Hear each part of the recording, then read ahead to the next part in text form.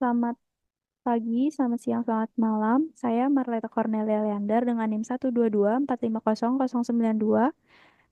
Hari ini akan menjelaskan tentang modul 1 pengenalan QGIS. Baik, di sini latihan yang pertama adalah mengenai pengenalan akan elemen yang tercantum pada modul. Di sini saya akan menjelaskan elemen-elemen pada QGIS, di interface QGIS. Yang pertama adalah layer list atau browser panel. Nah, layer list atau browser panel ini adalah bagian yang ini. Nah, ini adalah layer list atau browser panel. Nah, di sini kegunaannya adalah untuk menampilkan daftar layer yang tersedia. Selanjutnya yang kedua adalah toolbar. Toolbar ini adalah yang paling atas ini. Nah, ini berguna untuk mengakses alat dasar. Lalu yang ketiga adalah map canvas yang putih ini. Ini adalah lembar kerja kita, berguna untuk menampilkan peta dan layer peta, lalu memuat layer dan berinteraksi dengan layer. Lalu ada status bar. Status bar ini yang terletak di paling bawah, nah yang di bagian sini, itu adalah status bar. Itu berguna untuk menampilkan informasi tentang peta. Lalu ada side toolbar. Side toolbar itu yang di bagian sini, yang ada beberapa elemen ini. Nah, di sini berguna untuk memuat dan membuat layer baru. Lalu ada locator bar yang di pojok kiri bawah ini. Nah, ini berguna untuk eh, mengakses berbagai objek dalam QGIS. Lalu, di sini saya akan menjelaskan tentang masing-masing alat di interface QGIS ini. Yang pertama ada ini, yaitu alat untuk mengesave dari atau menyimpan dari lembar kerja yang kita punya. Lalu di sini ada alat kaca pembesar ini. Nah, ini berfungsi untuk identifikasi fitur, untuk menampilkan informasi atribut dari fitur yang diklik pada layer. Di sini juga kita bisa mengezoom atau zoom in, zoom out. Nah, lalu icon yang ketiga adalah icon. Di sini saya harus menampilkan peta dulu. Nah, di sini ada icon. eh, nah, ini dia invert feature selection. Nah, invert feature selection ini berguna untuk mengambil fitur poligon secara manual di layar vektor. Selanjutnya, yang icon ini atau render itu berguna untuk mengaktifkan atau menonaktifkan rendering otomatis di QGIS. Nah, kalau dinonaktifkan, maka perubahan di peta tidak akan langsung ditampilkan sampai render diaktifkan kembali. Lalu di sini juga ada alat ukur atau penggaris. Nah, di sini letaknya. Nah, itu berfungsi sebagai mengukur jarak atau luas pada peta. Selanjutnya, pada latihan yang kedua, di sini saya akan menambahkan layer pertama. Nah, di sini saya akan menambahkan layer untuk data places dan reverse. Nah, di sini kita pencet menu vektor, lalu di sini kita akan muncul sebuah data source manager untuk bagian vektor. Lalu kita di sini pencet titik 3 di sini. Lalu di sini kita sudah ada data-data yang sudah kita simpan di data di penyimpanan kita. Di sini kita cari, di sini ada Places SHP, lalu kita klik open. Nah, di sini sudah muncul. Nah, di sini lalu kita klik add. Oke, kita kembali lagi. Nah, di sini sudah muncul untuk layer dari Places, data yang Places kita punya. Selanjutnya kita menambahkan juga untuk data reverse dari folder yang kita punya juga. Kita klik open data source manager, lalu kita klik titik 3 di pinggir sini. Lalu di sini kita pilih reverse SHP. Lalu klik open, lalu klik add kembali. Nah, di sini layer reverse sudah terlihat. Oleh karena itu di tampilan map canvasnya sudah ada reverse. Nah, di sini kita gunanya untuk menambahkan layer ke dalam peta. Lalu selanjutnya di sini saya akan memasuki latihan ketiga yaitu memuat data vektor dari database GeoPackage. Di sini saya menggunakan metode GeoPackage. Pertama, kita di sini buka open data source. Lalu di sini kita eh, klik menu GeoPackage. Nah, lalu di sini kebetulan saya sudah mengkonek ke training data yang sudah saya download, namun caranya akan saya jelaskan. Sini kita klik new, lalu kita masuk ke training data yang sudah kita save. Di sini kita klik, lalu klik open. Nah, di sini setelah itu kita klik connect. Lalu setelah kita klik connect, di sini akan muncul tabel data yang sudah kita miliki.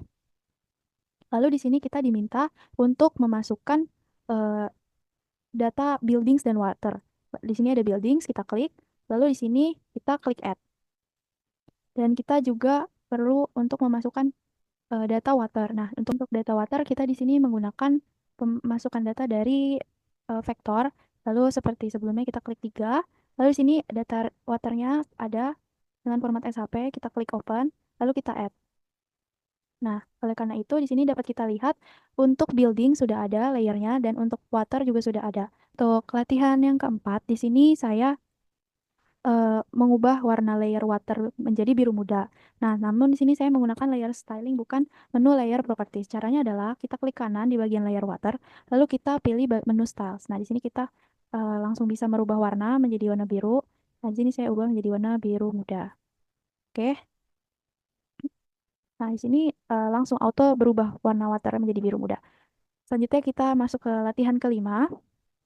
Di latihan kelima, saya akan mengubah simbologi layer water sehingga memiliki garis luar biru yang lebih gelap. Nah, di sini kita balik kembali untuk layer water kita klik kanan lalu klik properties. Nah, di sini di layer properties ini kita bisa memilih di bagian fill, simple fill. Nah, setelah itu kita menggunakan fill style, maaf, kita menggunakan stroke colornya kita ubah menjadi warna biru muda. Kita klik OK. Biru tua maksud saya, mohon maaf. Lalu di sini solid line-nya kita ganti menjadi solid line saja. Untuk ketebalannya kita naikkan menjadi 0,5. Lalu kita klik enter. Lalu di sini kita klik apply. Nah, di sini kita bisa lihat menjadi biru tua untuk garis tepi dari water. Nah, selanjutnya juga di sini kita klik OK. Nah, di sini sudah berubah untuk layer water memiliki garis tepi berwarna biru yang lebih gelap. Nah, lalu di sini untuk layer reverse, sini kita klik, kita akan mengubah representasi jalur air yang masuk akal. Di sini kita klik kanan layer reverse, lalu klik properties. Nah, lalu di sini kita klik bagian line, lalu kita klik bagian simple line. Nah, di sini kita ubah stylenya menjadi dash line atau garis putus-putus. Kita juga ubah warnanya menjadi warna biru yang lebih gelap. Kita klik OK, klik apply, lalu klik OK. Nah, di sini kita cek di bagian manakah reverse itu. Nah, ini dia. Ini sudah berubah menjadi garis putus-putus dan ini merepresentasikan layer river. Nah, pada latihan 6 ini, saya akan membuat tekstur dari layer building ini. Kita lihat di sini saya caranya adalah klik kanan, lalu saya klik properties. Nah, di sini kita klik fill, lalu kita klik simple fill.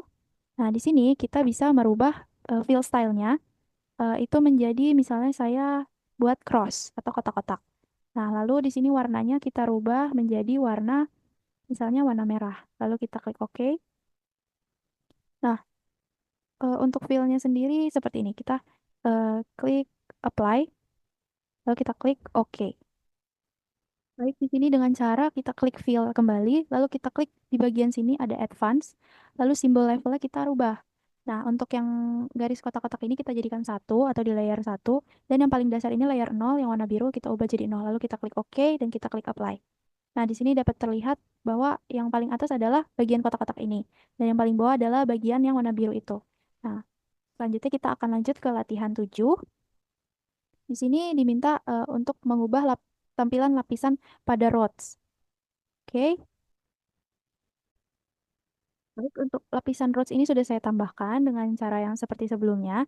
Nah, di sini diminta untuk jalan menjadi sempit dan kuning dengan garis luar abu-abu tipis dan garis hitam tipis di bagian tengah. Berarti di sini ada tiga, tiga layer, tiga layer warna. Nah, seperti biasa kita klik kanan lalu klik properties di bagian layer rods.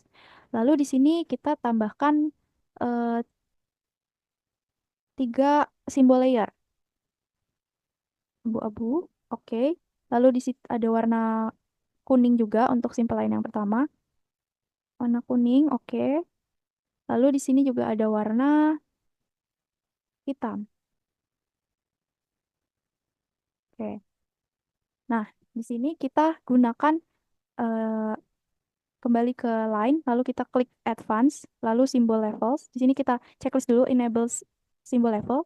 Nah, untuk yang warna garis abu-abu ini, kita letakkan pada layer 0 atau yang paling dasar. Lalu untuk layer kedua, kita gunakan warna kuning. Kita satu, lalu untuk layer yang paling atas itu, atau layer 2 itu warna hitam.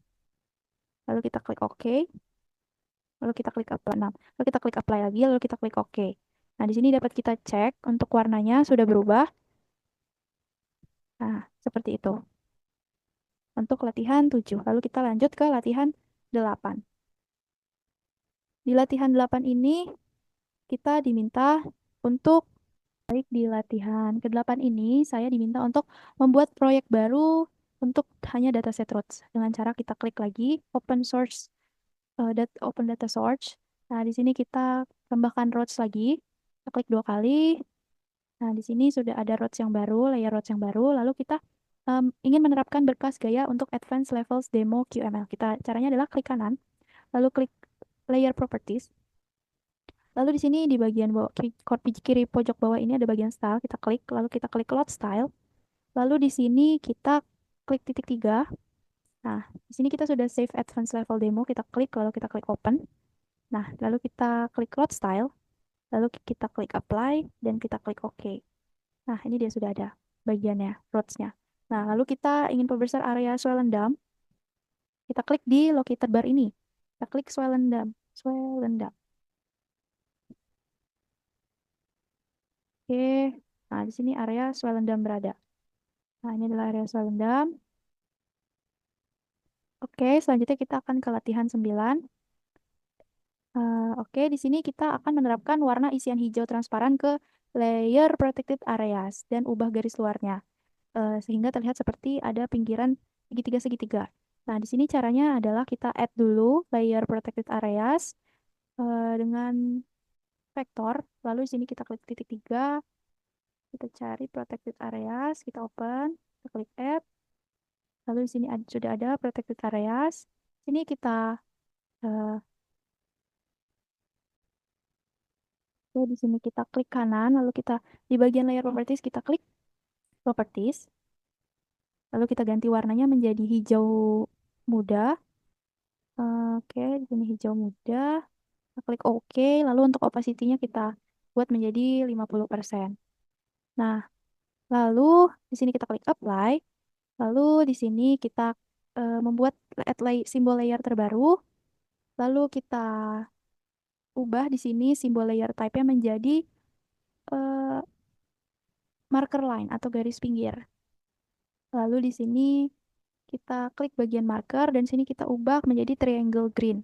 Lalu kita klik apply. Oke. Namun di sini kita ubah untuk size-nya menjadi lebih kecil yaitu misalnya 2. Lalu kita klik apply.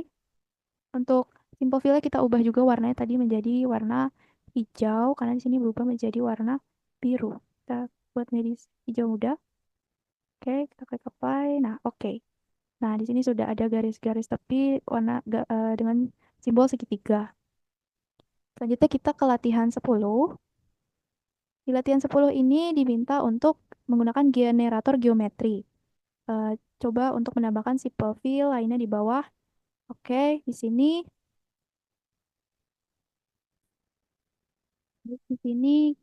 di bagian layer water, kita akan membuat sebuah centroid di bagian waternya. Jadi ada segitiga di tengah water ini. Nah, caranya adalah kita klik kanan pada layer properties, lalu kita klik properties, lalu di sini kita akan menambahkan simbol layer. Baik, di sini kita klik tanda tambah. Lalu di sini simple fill yang paling atas kita ubah simbol layer type-nya menjadi geometry generator karena kita di sini menggunakan geometry generator.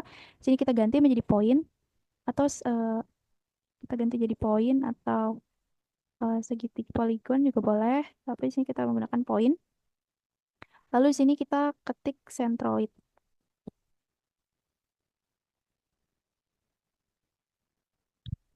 Oke. Lalu di sini kita klik apply. Dan di sini bisa kita ubah untuk markernya ini, kita ubah menjadi bentuk yang sesuai kita inginkan, yaitu misalnya triangle red, klik apply. Dan size kita buat lebih kecil, yaitu 3. Oke, apply. Apply, kita klik OK. Nah, di sini sudah muncul untuk geometri generatornya di layer water. Baik, demikian untuk penjelasan dari saya. Eh, kurang lebihnya mohon maaf, saya ucapkan terima kasih.